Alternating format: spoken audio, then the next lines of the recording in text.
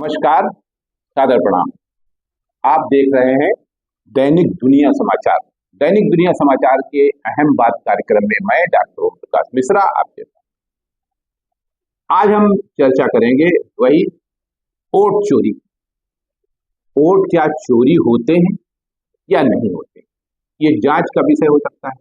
कौन जांच करेगा, कौन नहीं करेगा, ये सरकार तय करे, चुनाव आयोग तय करे या अदालत तय करे, ये अलग विषय।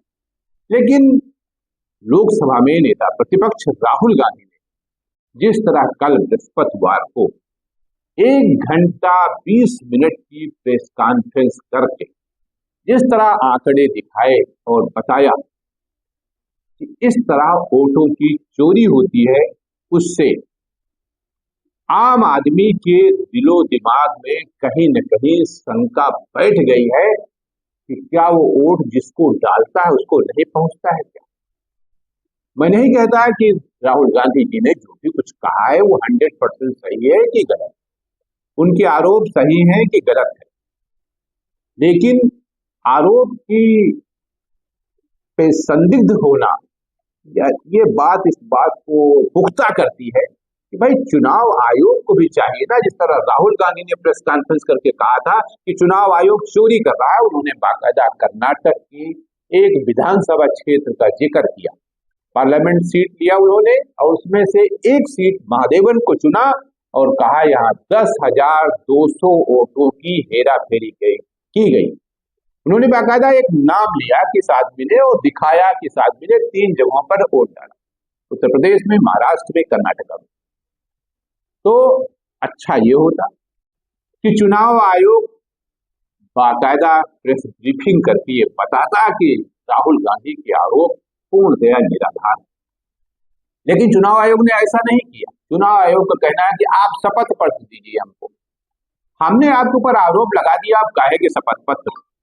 आज आम आदमी को ये मैसेज चला गया और आज की आप सारे अखबार उठा के देख लीजिए, अगर एक तरफ प्रधानमंत्री पेज 1 पे है तो दूसरी तरफ राहुल गांधी पेज 1 पे है।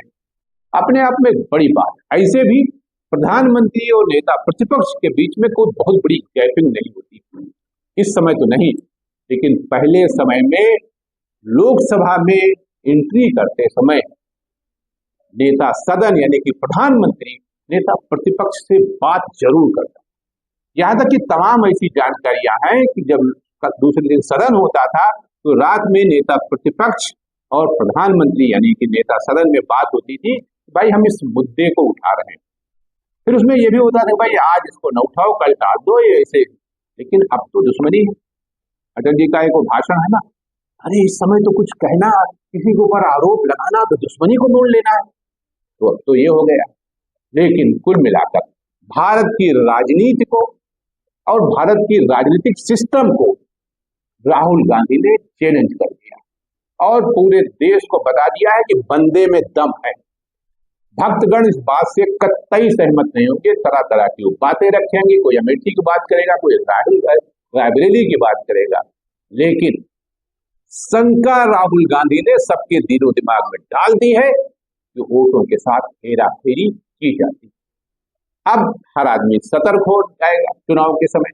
अभी बिहार की जो घटना हुई, लाखों लोग वहां से गायब किए गए, मामला सुप्रीम कोर्ट में है। तो इस तरह आम आदमी का विश्वास डगमगा गया है, जो लोकतंत्र के लिए कतई सही नहीं।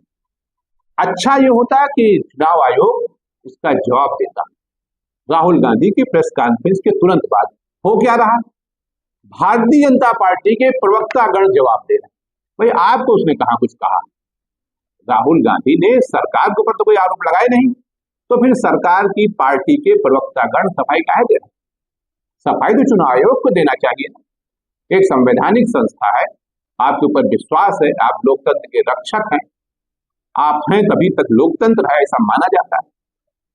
लेकिन अब वो शपथ मांग रहे हैं, राहुल गांधी शपथ पत्र देते हैं, वो कहते हैं कि हम आई एम पॉलिटिशियन, हम जो कह रहे हैं क्या गलत है, और ये कोई पब्लिक मीटिंग भी नहीं कह रहे हैं, प्रेस कॉन्फ्रेंस करके पूरे उदाहरण के साथ, डाटा के साथ बता रहे हैं, इसका मतलब जो हम कह रहे हैं वही सच है।